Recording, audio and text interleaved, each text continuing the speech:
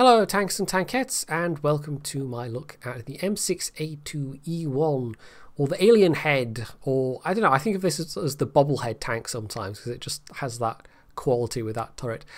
This was one of the pre-order tanks for World of Tanks, so this is one of the original premiums, and so that makes it incredibly rare because firstly, probably not that many people bought these things. There was this, the Panzer 5/4, and the A32, I want to say, as a light. So they had like a light, medium, and heavy pre-order bundle. And knowing Wargaming, it probably wasn't particularly cheap, even though it was a new game, an untested product for probably the vast majority of people that were coming to it. And so the prospect of spending, I don't even know how much on this thing when you have no idea if the game's going to be any good or not, was probably not that appealing to quite a lot of people. I tend to stay away from these kind of pre-order anythings myself, and I certainly would have done if I'd known about World of Tanks at the time. So it's rare because probably not that many of them got sold to begin with, and then of course we have the player attrition over time. The people that were playing the game that bought this thing however many years ago, we're talking what, 6+ years, 7 years maybe, I'm not sure now, but how many of those people are still going to be playing World of Tanks now? So the number of these things you see across all the servers is incredibly low. It is a very rare machine.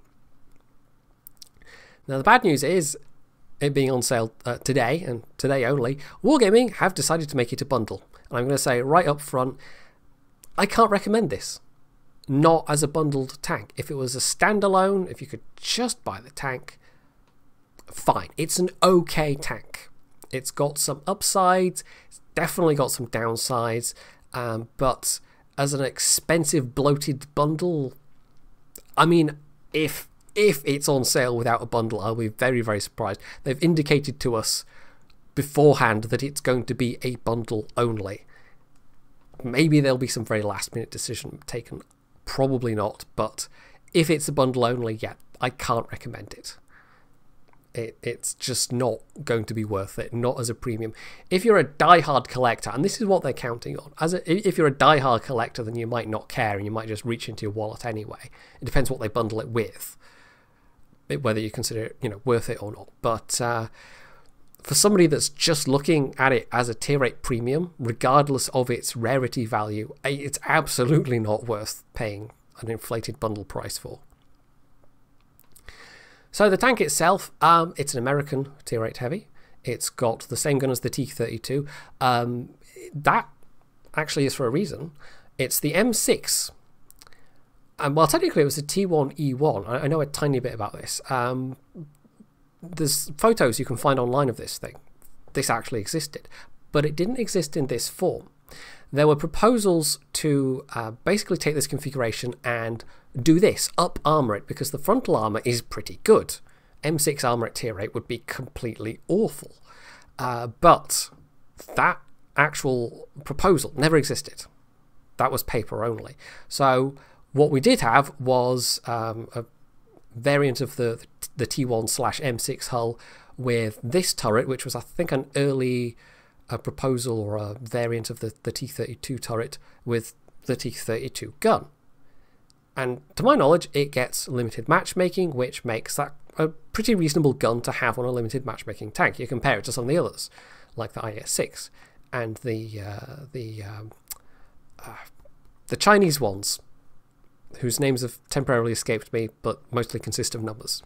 You know the ones I mean. So in that context, it's okay. It's also got an interesting armor profile in that it does have all that armor at the front, but the sides and rear are really quite weak, and that places it alongside the M449, the Liberté, as there is that version of, and that makes for a kind of an interesting playstyle in that you can never side scrape or anything. You basically have to keep your front pointed to the enemy at all times because your side armor is basically made of cheese. It's not worth a damn. The front armor is it. And even then, it's only good so long as people don't hit the 2 key. And even then, it has some weak spots. But because this has been a rare tank, I've only met a couple of people that have successfully hit weak spots. And I'll point out what they are right now before I even go into the armor viewer. It's this commander's hatch, and then it's this little bit here. It's maybe easier to see in the profile, but there's actually a vision slit there, and the armor around this vision slit is actually rather weaker. And so really most tanks it meets can pen that, because that's what, 40mm, 41mm. So that's a massive weak spot, and it's maybe not quite as obvious as the Liberté's Commander's Cupola, and of course this has got its own Commander's Cupola weak spot as well, but just frontally that puts it in the range of everything it can meet. So be aware of that, and also if you meet one of these things, be aware of that. This is where you shoot it. So I'll quickly flick over to the armor model, and then I'll do a little rundown of how it compares to its contemporaries as well, but I won't go into too many details on the stats because you can quite easily look that up yourself. And also there's been complaints, if I spend too long on it, people do get a bit antsy and just want to see the gameplay. So your frontal plate is this rather chunky 191mm. For tier 8, considering you're not going to see tier 10s, it's okay, but it's certainly not impervious. You've also got these shoulder plates, which are the same, but of course being angled like that means if you start to angle the tank, hey presto, they become less effective. And you really can't angle this very far anyway, because this is all 66mm. It's cheese. And the rear is even worse. So it's not a side scraping machine. You really do have to point your front at the enemy, and you can show a bit of angle, but really not too much. Oh, of course, even if they don't shoot wherever there, it's still got that M6 thing of these big prominent tracks as well, and the below, what do you even call that? Sponson. I guess that you call that a sponson. The below sponson armor is also really quite thin. It's also that 66mm. So even if you were just angling there and they weren't shooting there, they could easily shoot you there and probably track you at the same time. So that's the hull armor. The turret armor, well, I've already gone over that weak spot. It's the entire top of the tank is in these two zones, and this 40mm here is fine because that's sloped at enough of an angle that it'll ricochet, but this bit here, of course, really won't. So like I say, everything it meets can pen that there, and it's not like it's a huge target, but if you're meeting people face to face, then yeah, it's quite easy to hit up close, and you have to get up close with this tank. It's no sniper. As for the rest of the turret, very big chunky gun mantlet, which is insanely thick, effectively around the edges, or the top and bottom edges. You can get penned through it in places, but it's unlikely that you'll get hit in the or penned through the gun mantlet. People won't really be aiming for the gun mantlet anyway. I mean, it's the kind of thing that will absorb snapshots. The armor zones towards the edges of the turret, though, are rather less effective, and even facing people frontally, there were a couple of times when not even getting hit there, and you will see it in the replays, but relatively low caliber guns, well, I say relatively, like 90mm guns, were penning the sides of the turret when I was pointing my turret at them. And they weren't penning weak spots, they were penning the edges of the turret. And obviously the extreme edges are just going to ricochet, but you get the right place. And so this yellow strip here, you know, you go inwards one and that's a bounce, but you go out the zone and suddenly less than 200mm effective. So it's really these yellow strips here that sometimes you'll just eat shots through there, and it can be a bit annoying, and there's just not a lot you can do about it. So yeah, it's a one-trick pony. It's like the M6A2E1. You point your front at the enemy and hope they don't know your weak spots, basically. So a very quick rundown of the stats. I've picked out a list of contemporary tanks. It's got some flavour of several different machines. Now, the main point of comparison, as far as I'm concerned, is the T32, but it also bears thinking about in terms of the T34 and the Lerva, the AMX M4, well, I've already pointed out why, and then, of course, these two are some of the older, although not nearly as old, but the limited matchmaking tanks. As far as I know, this does have limited matchmaking. So, probably the most negative thing for me is this figure here. It's the DPM. It's not very good. It's very, very slightly better than the T-34 and the Lerva, but they both have much better guns. Now, it's the same alpha damage as the Lerva. It's the same caliber. It's a 105mm gun. But the Lerva's got much more penetration, also has much better accuracy and gun handling. T-34, worse gun handling, but bigger gun, much better penetration, and it's still accurate. Even though the aim time and the handling is derpy, it's still an accurate gun. It's just you have to wait for it to get there. This, in comparison, is a lot more like the T-32 stats. Slightly, very slightly better aim time, very slightly worse dispersion, apart from the turret traverse. For some reason, that has a lot worse dispersion in that regard. It's not completely awful. I mean, it's not T-34 bad, but it's worse than everything else that I've got listed here. So if you're turning the turret around, yeah, you'll feel that bloom, definitely. And also coupled with the .40 accuracy, which is pretty bad for a tier 8 heavy. I mean, it's not good. It's not the crazy shotgun machine that the IS-6 is, where that gun will do whatever it wants, but .4 is for the DPM. .4 is pretty bad.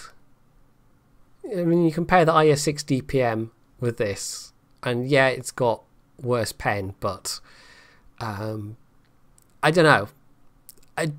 I would either, like, if I was seriously in a position where if this was just a regular tank and I was thinking of buying it, I would probably still hold off, because it feels like it either needs a DPM buff or marginally better handling, like better accuracy maybe, because this is a slow machine. This is not a fast machine at all. So having comparatively bad dispersion stats is it's a bit disappointing.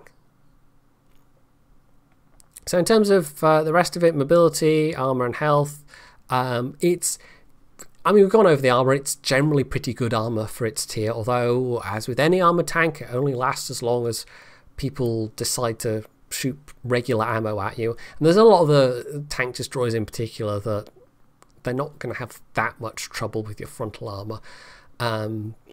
So, yeah, it's an up-armored M6, and it's got the same engine as the M6. And what that means is it's not particularly fast. It is, in fact, the slowest of all these machines at 29. So with that 29 kph, I think that makes it worse than, say, the KV4, but I'm pretty sure the KV4 has worse power to weight, because this still has the best of the US engines. You know, the T1 and the M6 are a bit funny in that regard. They have the best horsepower engines of any of the US heavy tanks. At least I think that's still true. It was definitely true once upon a time. Of course, it's not the best on this list by any means. There's a couple of 1,000 horsepower engines, and so although the power to weight is respectable at 14.34, it's still sluggish. It's very sluggish. 29 kph, 10 reverse speed is, I mean, that's just not good at all. The terrain resistances are okay, and then the hull traverse and the turret traverse, it all adds up to quite a sluggish experience. It's not a speedy machine at all. Last thing I'll point out, view range 380, same as the T-34, with a good crew, with optics. I mean, you can get it up to max view range. I was playing it with Brothers in Arms crew, and some of the games I just didn't have the credits to actually put equipment on it. They did something different this time. They actually put it on our accounts as a rental rather than giving us separate press accounts. The press accounts have a massive pile of credits and gold that you can tweak the crew, and you can put whatever equipment you want on it. My own account, not so much. I'm a bit broke in terms of credits in World of Tanks. So that didn't help, especially playing it without a gun rammer. That was just painful. I was playing it with 1684 DPM, Or, well, it would have been slightly better with the Brothers in Arms crew. But, yeah, the reload just was not nice, coupled with the not particularly accurate gun. And it's not like the T-32 is that much more accurate, but just that one stat alone there is just kind of... Yeah, it's not... This is nothing like tank breaking, if that makes any sense. It's nothing that makes me say, well, I'm definitely not going to buy this. It's bad because... It's not a bad tank. It's an okay tank. It's absolutely... Like, you compare it to the likes of the AMX M4 and the Defender, and the power creep is so clear. And there are things you could buff this tank with, or ways in which you could buff this tank without making it OP. That's what I'm trying to say. But it feels like a rather old school premium. That's because it is an old school premium, and so it's not bad for a tier 8. It's not great, but it's not bad. But as a bundle, no, just no. Just no, Wargaming. No. So, first off, this top tier Pilsen game, and generally when I played this thing, the matchmaking was pretty good. Even the tier 9s that I saw, it wasn't that many of them. And, of course, that's probably just good luck, but it feels like it copes with the matchmaking that it has reasonably well, despite the limitations that I've outlined. Now, this particular game, this is going to be my highest damage game that I managed in this thing. And basically, it was me being given the opportunity to bully enemy tanks that couldn't really pen me that effectively. And in that kind of situation, it does very well. And of course, I was completely aided by the fact that very few people know the weak spots on this thing. So I spotted this 112 creeping around behind us. Not entirely sure why there wasn't anybody in a position to stop doing it, but anyway, I ponderously was able to spin my tank around, and now I'm just right in his face. So, I think, I mean, with this being a fairly tall tank, obviously hitting commander's hatches and stuff like this, you know, it's a pretty good tank to do that in, but I think he still possibly could have maybe hit those weak spots. The vision port weak spot anyway, if he'd wanted to. Not 100% sure about that though. I need to obviously have seen the enemy player's point of view. So a bit of a miraculous snapshot on that Tiger P. Honestly, that kind of shot with this gun is not going to work very often, but occasionally it will. I also think possibly our own Scorpion managed to hit the prot there, which is a bit unfortunate for the prot. But this is a rather crowded area right now. So of the tanks in front of me, well, obviously it's the Carnarvon that has the most dangerous gun in terms of penetration, but I'm still getting some bounces, and even with the times when he might pay me, and actually having said that, the Tiger P did pay me there, it's still going to not be that dangerous in terms of damage. So if you know you're facing against low alpha enemies or low penetration enemies, you absolutely can be a bully. But you have to be very wary about being flanked. And of course the AMX M4 is exactly the same, only it's got a much better gun. But it also sees tier 10, so that's the flip side. So a bit of angle here, and again playing on the fact that they don't know my weak spots. A bit of a lucky shot with the Stuart Emil, that was not fully aimed, of course, but I figured he has the more dangerous gun, so we'll take him out as the one shot. So we're pressing up now, and this really was quite a quick game. I mean, it's fairly even on team numbers at this point, but you look at the minimap and you think, yeah, okay, we are winning this. So it really is just get your damage while you can at this point. So we've got a couple of tanks there. I think they're being rather mean to our KV-3, so we'd better do something about that. The pilot, I know I really don't have to worry about his gun, but I have made a mistake here.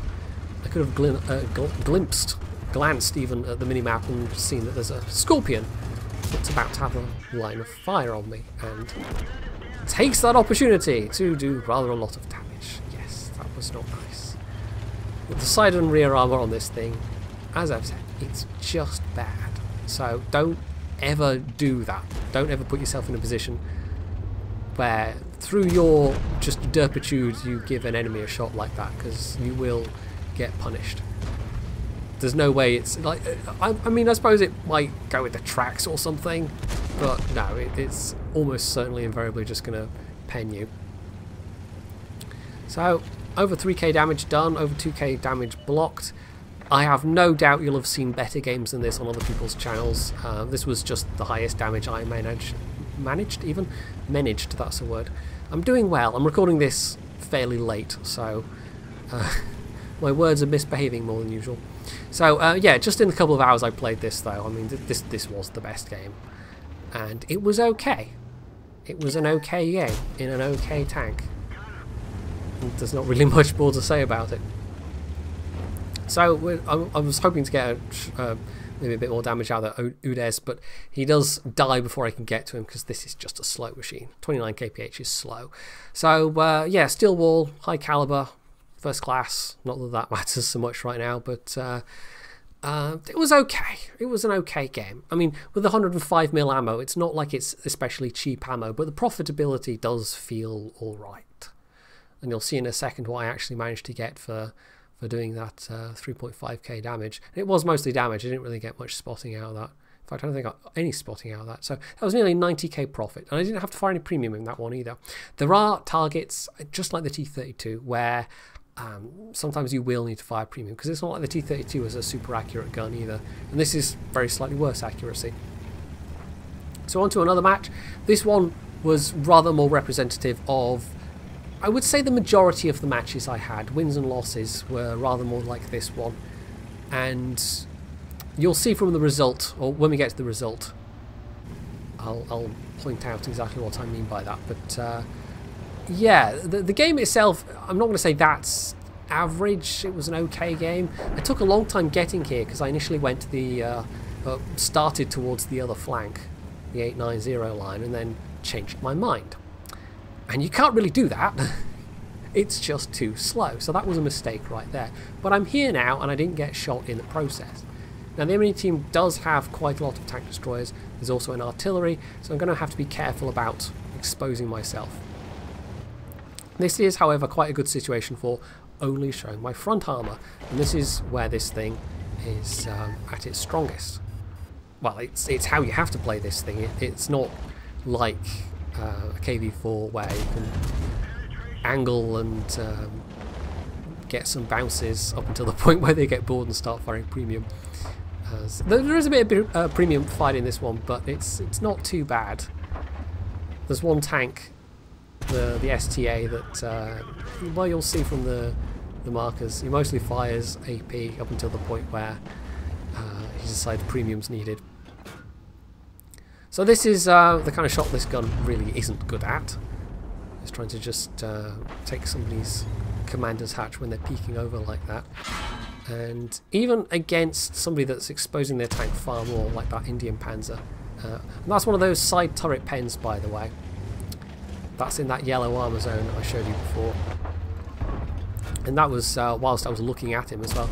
Yeah, even against the Indian Panzer, oh there we go, commander's hatch that time, it's still getting some bounces, and I think it's just, I mean, one or two of them might be badly aimed. I might have been shooting into the thickest part of the gun mantlet, which is still not that good on an Indian Panzer, but there are others where it's just like, okay, thank you RNGesus, thank you very much.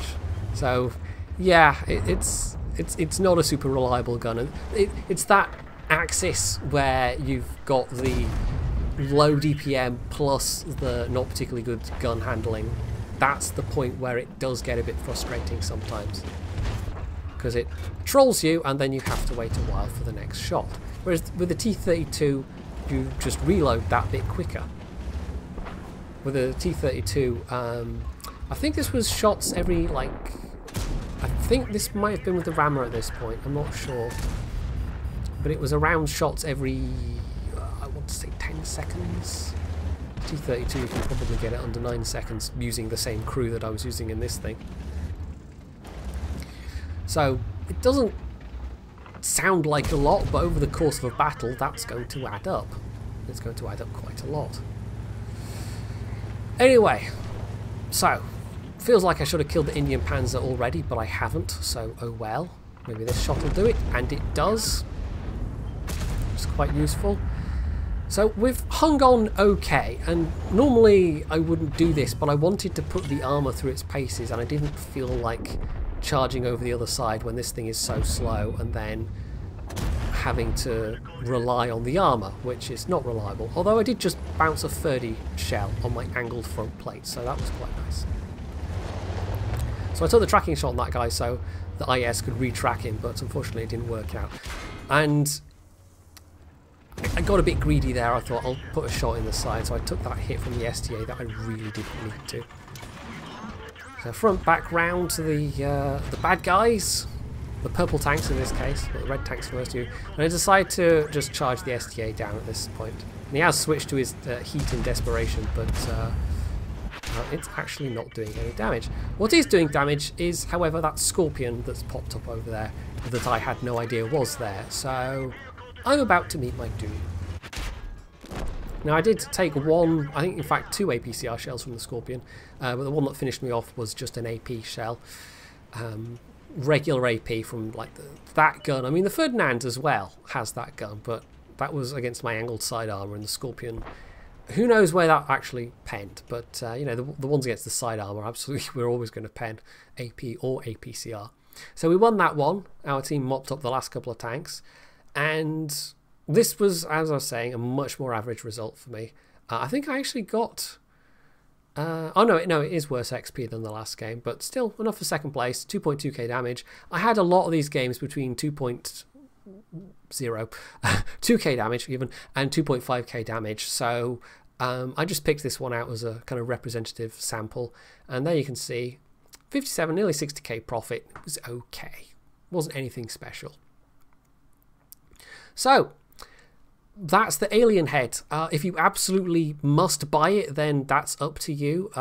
It will have that rarity value. It is incredibly unlikely to go on sale anytime soon again. In fact, it may never go on sale at all ever again. I don't know. But still, as a bundle, I can't recommend it. It's not that good. Rarity value is pretty much the only thing it has going for it. That puts it aside from any of the other premium tanks.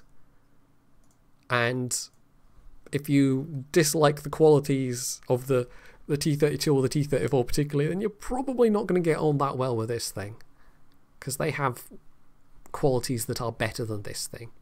Though of course it does have limited, so there's that. So yeah, the alien head, a blast from the past. Still not worth it though. It really isn't. Just no wargaming, no bundles, just no. So if you found this useful, you can hit the like button, you can leave any comments below, you can sub to my channel if you haven't already, and as always, stay tuned for more.